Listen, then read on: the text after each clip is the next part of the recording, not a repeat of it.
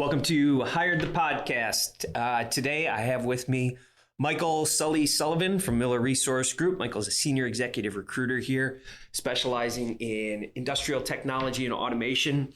And I was refreshing my memory before we started. I asked Michael how long he's been here. He said he's been annoying people here at Miller Resource Group for over 6 years now. Yes. Sully, great to have you here. Thanks for having me.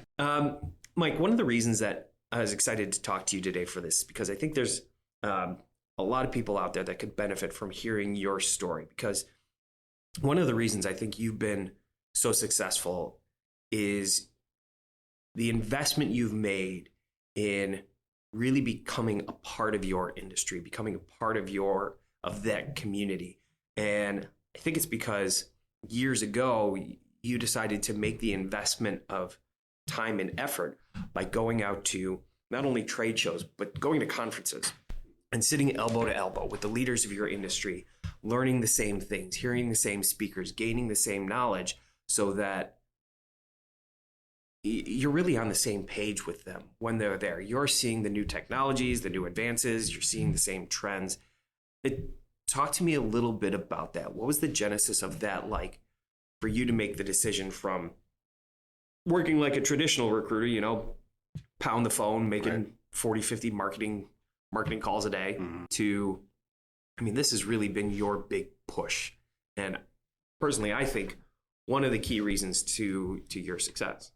No, good question. And I think there's probably two answers to it. The first is, if we're speaking about just the technology and the applications, and I've articulated this to people a lot over the years, they'll forget more about this stuff than I'll learn in my lifetime, right? So for me, going to the trade show specifically and seeing, the machines or the robots in action and asking questions and just being curious, it allowed me, to grasp some of that knowledge, at least so that I can bring more value if we're talking to a candidate, instead of just saying, hey, here's a link to their website, here's the job description, let me know what you think. I can reference, hey, I was just at IMTS, or I was just at Automate. They debuted this machine. It's disruptive in this way, or it's going to change the game that way. So we can bring a lot more value. Plus, I'm learning along the way. And then the other part of it too is, specifically within the automation industry, from the outside, it looks like it's this huge, thing. It's actually a very small fraternity, right? And so it's all about relationships and establishing and cultivating and maintaining those relationships. So I've made a lot of friends by, like you said, putting in the time and the effort to be, face to face and having, side conversations with them and really, feeling like we are, to your point, we are part of their organization. We're a partner to them, just not, another recruiter, another vendor. Yeah, I walked the floor with you at IMTS a couple of weeks ago, and you're one of the mayors there. You're walking the floor, people are coming up to you. Hey, Sully, how's it going? Hey, come on by, talk to me about this. You've also not only trade shows, but go to a lot of industry conferences. Right. As a recruiter, what's the big difference between going to a trade show versus going to a conference? A conference, for me, it's a lot more, you can be a little more personable there. Right. It's, there's, you go to a conference, there's no products, there's no booths. You can have, longer, deeper conversations versus, like when we were at IMTS, obviously I'm not there to recruit. It's much more of a getting caught up with the clients to see what's new, what's on the horizon, but also be respectful of their time. I'm not there to take up 30 minutes of their time. They're there obviously to generate leads and to promote their business. But like I said, it does serve, a purpose, to keep us front of mind too, with our clients. So. Yeah, I always had a difficulty going to trade shows and wandering around. I'd go and I'd have, 15, 20, not necessarily appointment set, but people that I talked to before that said, yeah, feel free to stop on by, say hi. But then the rest of the time, just wandering around, I always felt bad because those people paid a lot of money to have their booth there, to bring their team there. And like you said, we weren't going to try and recruit people. We were going to learn, and we were going to develop develop our current accounts, but maybe find some new ones, Right. find some other companies that we could help. But they're there to sell their product. They're not there to be sold. And versus going to a conference, we paid the same amount of money. We're gaining the same knowledge. We are all there for a common purpose, to learn together, to network together, to grow together. And I just always found those to be much, much more beneficial, at least for me. I mean, they're much more, they're traditionally the conferences, like we go to the A3 forum in Orlando. It's by far the best one every year. It's much more laid back. There's just as much, opportunity to network and to, again, establish relationships and, learn with all the keynote speakers and everything that they have there. So I think that the conferences are a little easier and a little more comfortable versus, the trade shows, traditionally. People are a little bit more inclined to talk with you, at a conference, versus the trade show. So I think there's benefits to both. You just got to be able to, you have to approach it the right way. So what's the right way? Well, when I started, you kind of alluded to this, I would have I didn't know anybody, right? My marching orders back in 2016 were, hey, go in as deep and as wide as you can, in this robotics and automation space. And so, I had a little list of, target companies that looked cool, and I would introduce myself and, plant a seed. So if we're at a trade show, for example, all I was really doing there was, introducing myself, finding out if there was a need, planting a seed, and then we would follow up, after, at a more appropriate time. So that was kind of the genesis, if you will. Now, if you fast forward, have those relationships established. Now it's more, essentially kind of getting caught up, with them, getting brought up to speed. Obviously, I'm a little bit more established, at this point in terms of my client base. So it's a lot of repeat and referral business, which is great. But the conversations come a little easier now, if that makes sense. So if a recruiter's has been thinking about doing this, or they listen to the first 10 minutes of this conversation and realized your brilliance and said, this is something I should start thinking about doing. What advice would you give to them for someone just thinking about going out into the world, going and starting to attend some industry conferences? Sure. I would say first, look at the landscape. So, if I'm recruiting for industry X, what are all of the shows, that are related to that industry? Have a little list for yourself. Research them, see who's going to be there. That's the other thing too. You go on the websites for these shows, all of the exhibitors, are going to be there, listed. So if you see names that are familiar, if you see companies that are cool that, you would like to work with, obviously highlight that, have a list to start, especially if it's your first few shows and you don't really know the lay of the land yet.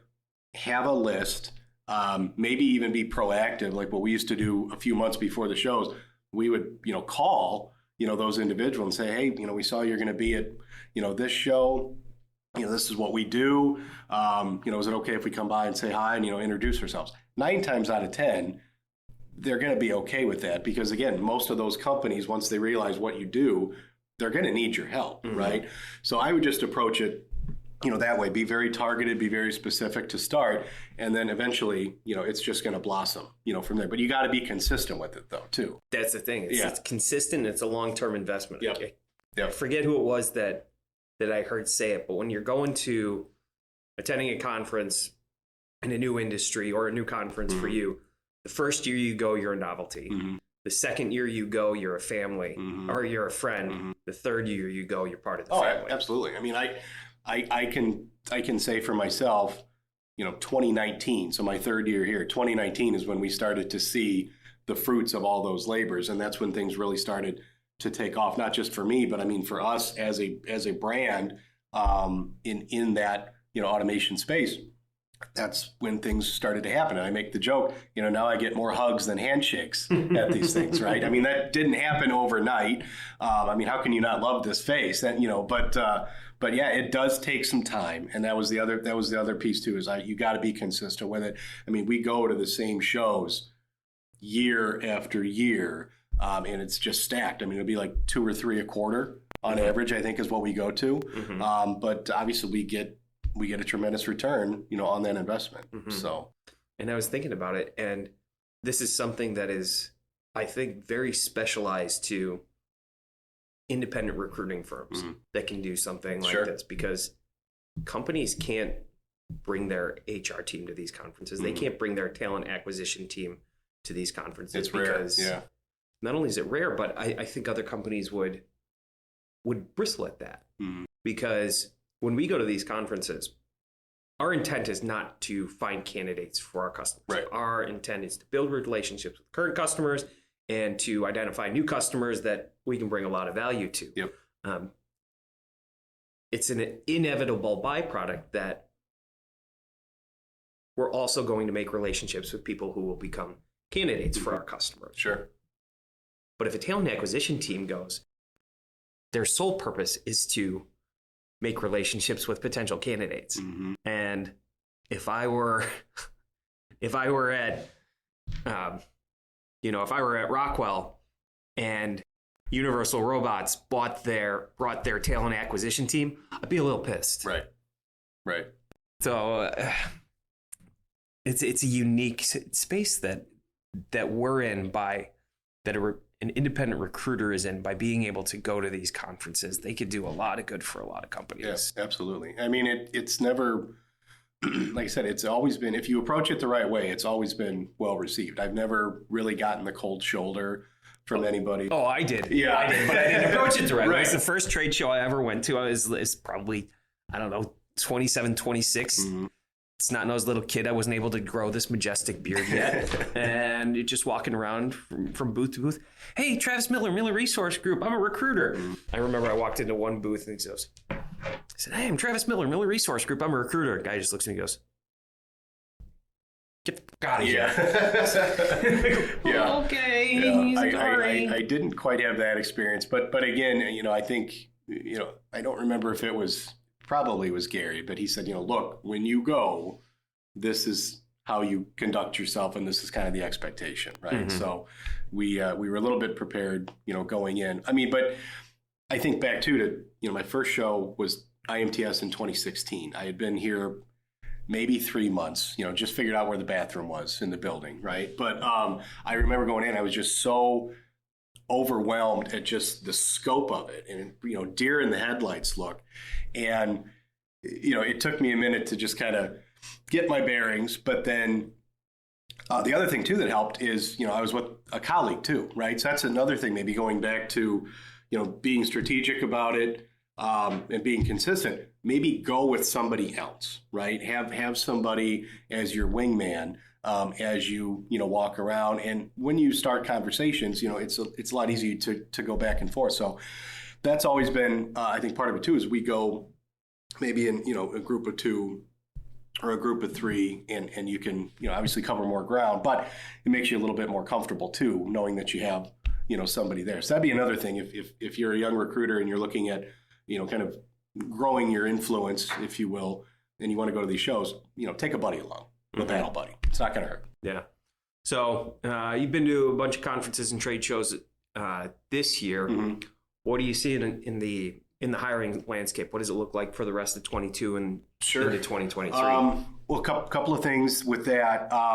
Number one, I don't see it slowing down anytime soon, unless something crazy happens, on a global scale. But all the conversations that we've had, there's really no indication that hiring is going to slow down. And I'll go back to, say, right around this time. So say end of Q3, early Q4 of 2020, right? So when things, somewhat started to open up a little bit, right, from COVID, we started getting, or at least I started getting a lot of projects coming through that were sales focused at all levels, territory, regional, whatever. And, we're doing the discovery calls And I'm asking them, what's kind of the origin story? Why is this position open to begin with? And most of those at that time, they were newly created because what had happened, if you rewind, we all knew coming into the 2020s that it was going to be this, boom for all things automation, right? Mm-hmm. We knew it was coming. We saw the pace of hiring increasing little by little. And then COVID hit. We had a little bit of a blip in Q2 of 20. But then once we started coming out of it, what happened was a lot of people who were either, slow to adopt automation or they were resistant to it for whatever reason, because of the labor shortage and just this perfect storm situation, COVID really kind of forced their hands. They have to automate. There's no way around it anymore. And so a lot of our clients, the good ones anyway, identified that. And they're like, wow, we need to put a lot more salespeople in the field, again, to go deeper and wider with our existing customers, or maybe go after some of these target accounts now who are ripe for automation. And so we started getting all these new sales searches. And then, fast forward into 2021, those salespeople were winning all of that business. Now those clients are coming back and they're like, crap, we don't have enough engineers on the back end to design and deliver and commission, these solutions.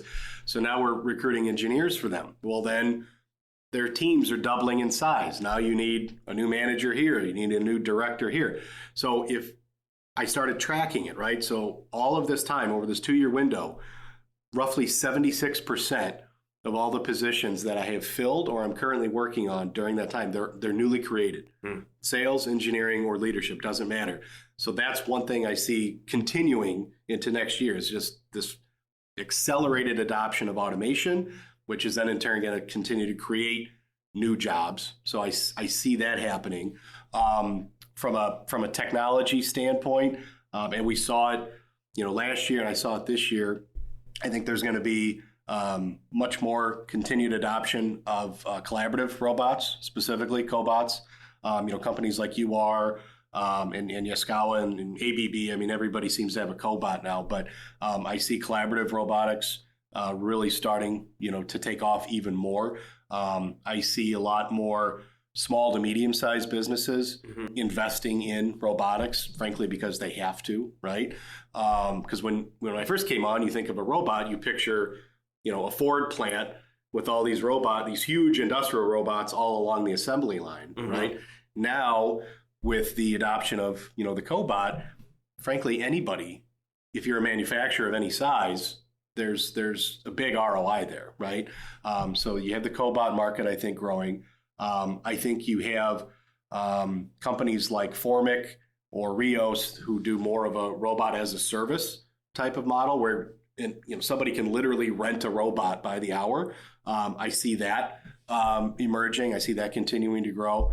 Another project that we worked on too, which kind of immersed me into AI and machine learning and deep learning. I see that continuing, to grow and evolve as well as it relates to, manufacturing and automation. I think AI is really going to be it's not just going to be a buzzword anymore. I think it's going to be much more kind of mainstream and adopted within, our space. So how is AI being adapted into that space? Good question. I'm probably not the best guy to answer that, but at least from what I learned, working with the company in that space, is that it's just going to, it's going to provide a lot more actionable data, actionable intelligence. Because that was, one thing when I first came on and you heard people talk about, Industry 4.0 or IIoT and, all of those, terms. Somebody put it to me this way once. They said, we're really good at collecting the data or collecting the visuals. What the hell do we do with it, right? And so I think that's going to be, part of it is I think folks are going to just have a lot more actionable intelligence in order to make decisions, which will then improve their overall processes. You mentioned it a few minutes ago. I thought it was really interesting that you said 76% roughly of all the positions you've worked on since COVID are newly created positions. Yep. And I see the path for that in industrial technology and automation. I'm curious, you got buddies in a bunch of different industries and recruiting.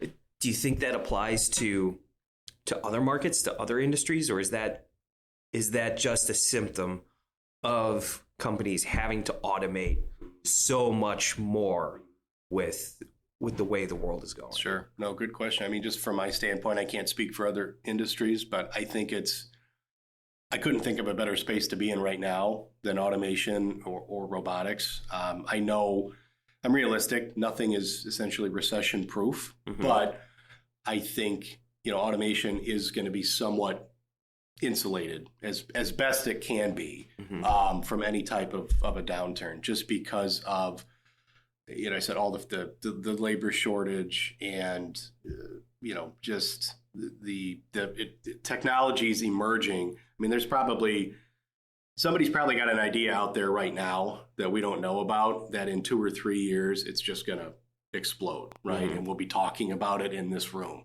And that's another thing too, that I think it's been cool to see as a result of the pandemic, is there's been so much more innovation and so many more cool startups that have come out. I mean, when we were all still kind of locked down, folks didn't really have a lot to do at that time, and they, were sitting back, and, they had that idea in the back of their mind from when they were in college, and they just never had time to act on it. Well, this last couple of years, kind of empowered them in a sense, to invest in themselves and kind of put their idea out there and raise funding. And, you have, like I said, you have all these cool startups now, and you have all these incubators too that have popped up. Some have been around a little longer than others, but like Mass Robotics, for example, out in Boston, Boston's becoming like this really cool, or it has been, but it's this really cool space for a lot of innovative things. There's obviously, spots on the West Coast too.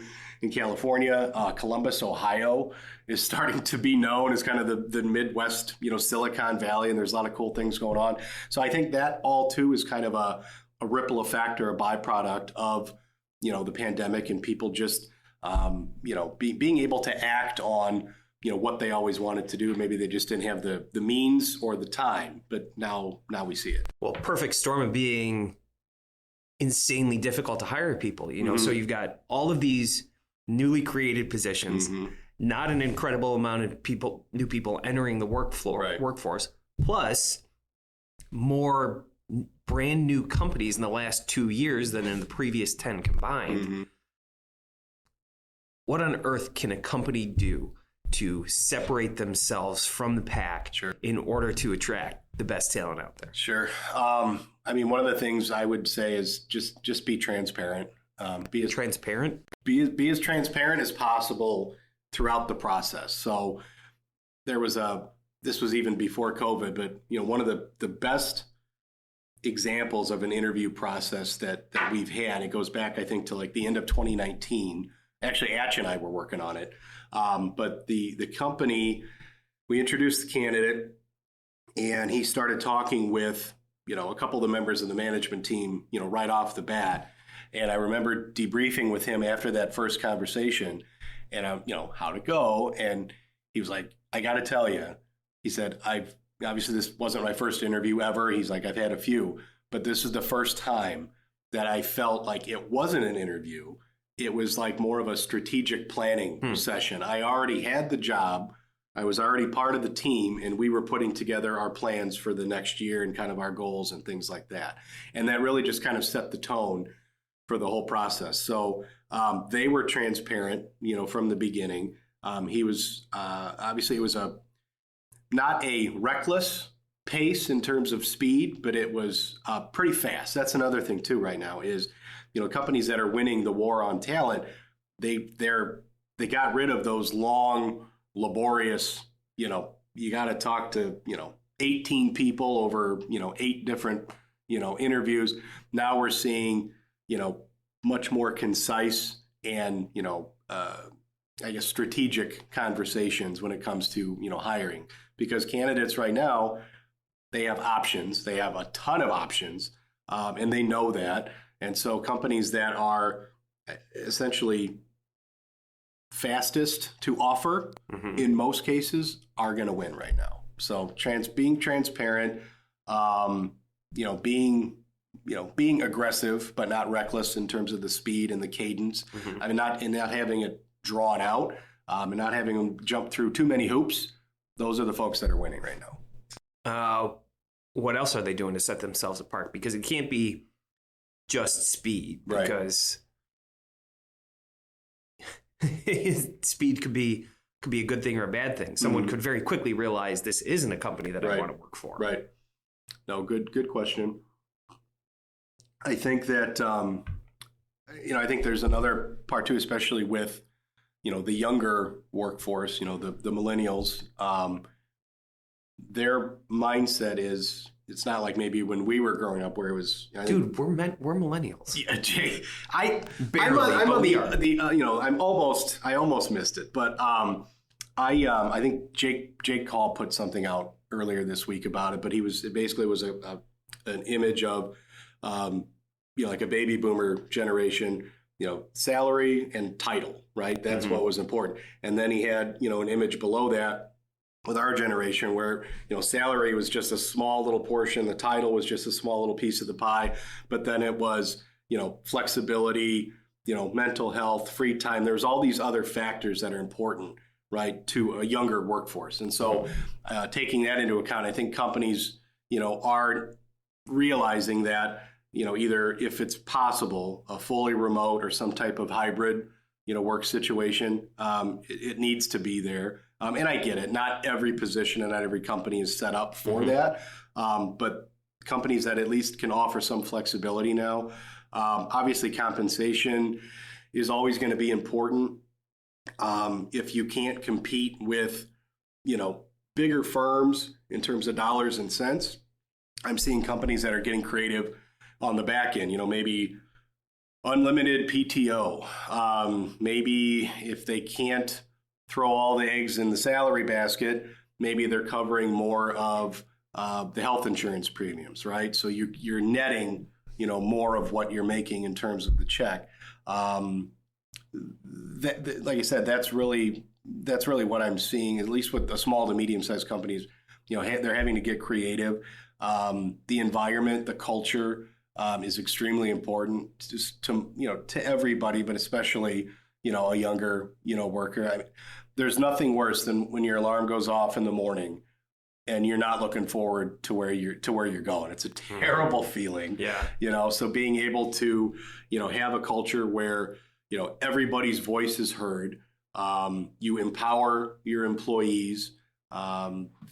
That's what people are looking for. That's what they're attracted to right now, above and beyond just the dollars and a title. Yeah.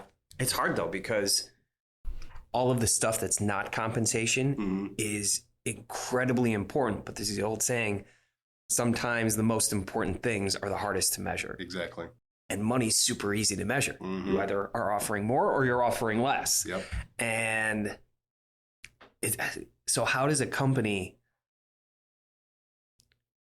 actively sell those things that aren't compensation? They sell the vision of the future. They see the potential. They show the great work that somebody is going to be able to do. They showcase the culture that really values their employees. How do they do all of those things so that they can compete with a lot of these bigger companies that are capable of offering the easiest thing to measure, which is more money? Sure. No, well, I think you said it. You got to show it, right? Social media makes that really easy. You can, film a 5-minute clip, of a company party or a company event, edit it out, put that out on LinkedIn, put it out on, Facebook, whatever, whatever means you want, but you have to be able to show it. And I think especially with, small to medium-sized companies, that gives them a much more fighting chance to attract talent, because they're kind of opening up themselves to the world, right?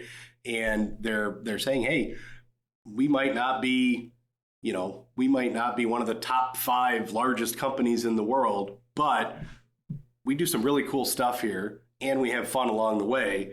Here's a clip of how we do it. And that seems to resonate more with people. It's tough too, because you have to have the culture of people that want to share it. They're proud of it. Because if marketing goes out to the team and says, all right, we expect everyone to have at least 5 Instagram posts per month and 10 LinkedIn posts per month showcasing our culture, right. people are going to roll their eyes and they're going to say, not this shit again.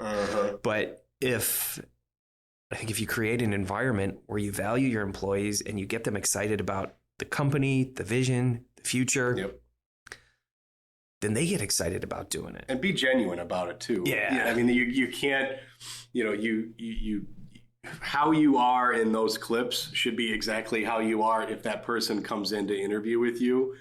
You have to be the exact same person, right? So whether that's good or bad, but you can't be acting if you're going to put yourself out there like that. You got to be real. So again, like the trade show or like the industry conference thing, this is a long-term investment. Right. This is something that you can't turn on tomorrow and say and differentiate yourself from the other companies out there. But that's the really hard part is the market is so tight right now that people need to hire now and they need to hire great people now. But what we're talking about, it's a long-term investment. I'm scared that I know the answer, but is there anything a company can do right now other than pay somebody more dollars if they haven't invested in creating an environment, values the employees, and the employees showcase that? If they haven't already started to make that investment to differentiate their employment brand, right? Short of paying more dollars, is there anything they can do in this current market to differentiate themselves from their competitors to get great talent on board? That's a good one. I mean, if you're on the cusp of introducing a new solution or some new technology that you've already been working on, and you bring that to the forefront, but even then, it's got to be people that are excited about the new technology. I hate to say it, and shameless plug, but I think if you're in that situation where you can't offer significantly more dollars than your competitors, and you haven't already started to build an employment brand that differentiates yourself as a destination employer, a great place to come and work, a company that has a great vision, that is a place that values their employees. And you might already have that, but if you haven't started to showcase that message, that takes a long time. I hate to say it, but I think the best thing you can do is hire a recruiter. Sure. And it doesn't have to be Miller Resource Group. Find a search firm that you connect with, that you like them, they like you. You can get them excited about the vision for your company. And then they can go out and be that third party. Right. They take the place of your employees being that third party advocate as a great place to work, because then they can hear your story. Got to have a good story. You got to have a good vision. You got to have an exciting opportunity, good story to tell, place that people want to go and work. But if you can get that recruiter excited about it, sure, and they can go out and be your ambassador, they can evangelize your message out there in the marketplace. I think that's the only way right now. You can either pay dollars, you can have already established an employment brand as a destination spot to go and work, or you can hire somebody to go tell that story for you. Right. Can you think of any other options? No. I mean, you think about how many great companies that are out there that nobody even knows about, right? And it takes somebody like us to be able to advocate for that company to the market and tell their story and get somebody from interested to excited, right? So, and that's, that's really, I tell people that all the time in terms of, interacting with, with candidates. I mean, I'm realistic. I'm not the only guy that's, sending them, a message about, this opportunity or that opportunity. But, again, in terms of the messaging, take the insights from the client, take some of those exciting nuggets, what separates them or what they think separates them, put that into your messaging.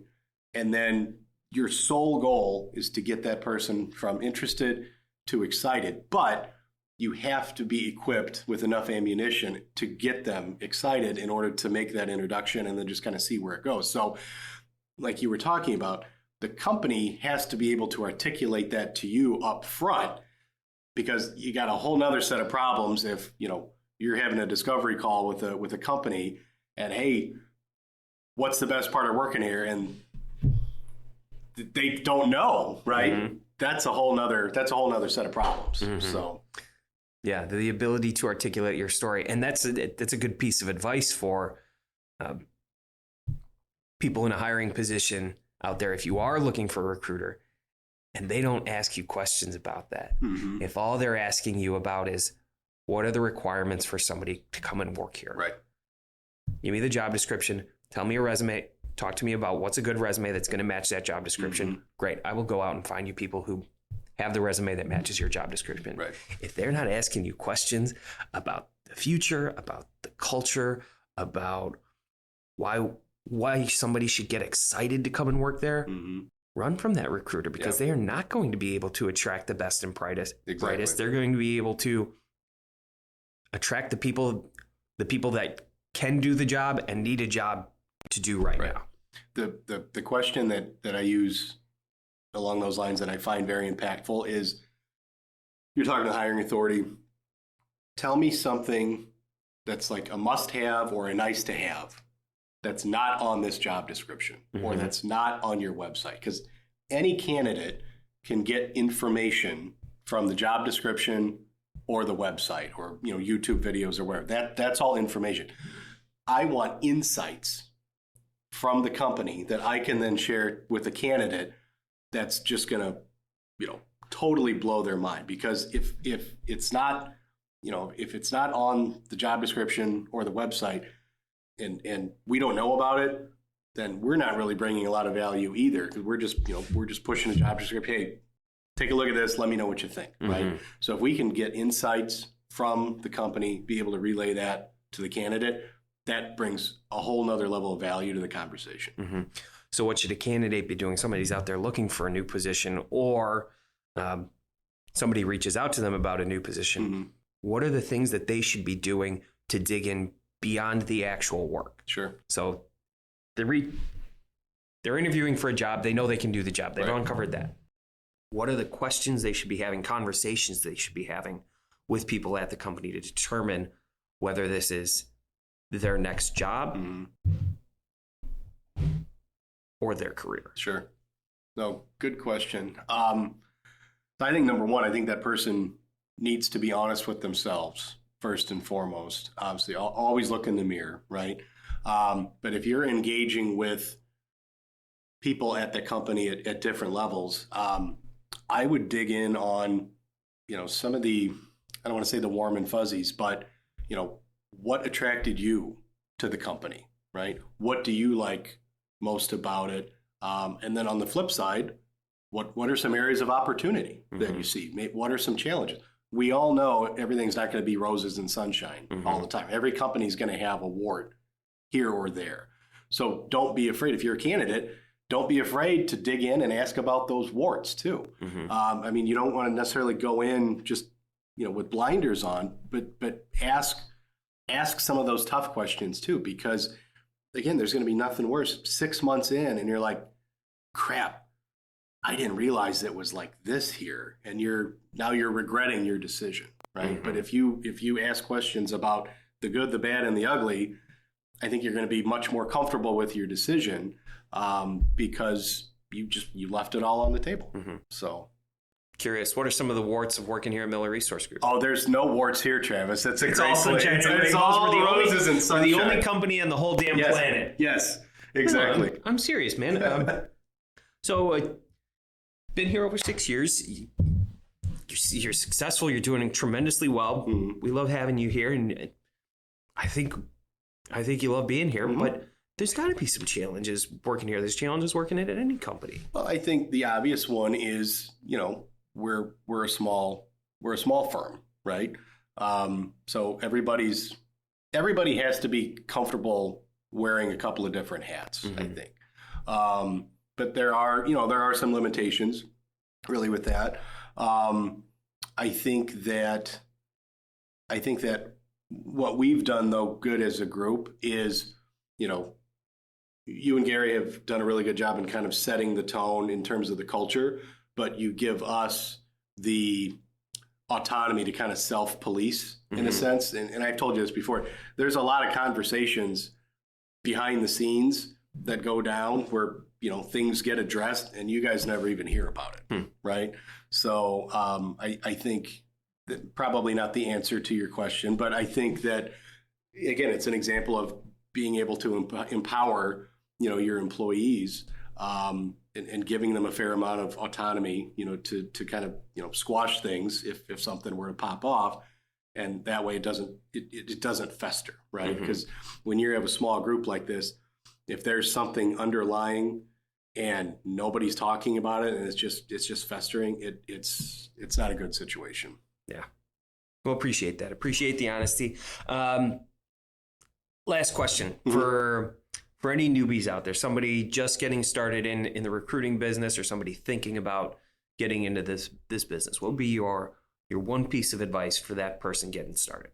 I would say always remember to follow the golden rule, and what I mean by that is put yourself on the other side of the phone or on the other side of the screen. And how would you want that interaction to go? How would you want the communication to flow? Always kind of put yourself in another person's, situation, especially with, if you're dealing with a candidate, it's going to impact not only them, but, their families. And so always be mindful that it's not just about that person. There are other stakeholders in play. On the company side, a bad hire can sometimes be catastrophic. It can cost them business. They can lose money. They can lose customers. There's any number of things that can happen if you have a bad hire. So don't just take that job description at face value. Dig in and ask those follow-up and follow-up and follow-up questions so that, again, you have information, but then you also have insights that you can share with candidates. Well, it sucks. Your advice is to follow up and follow up and follow up, and I don't have any more follow up.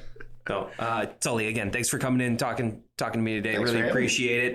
It was a good time.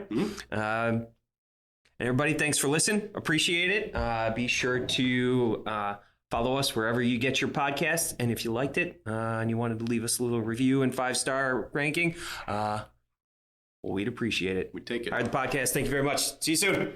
Deuces.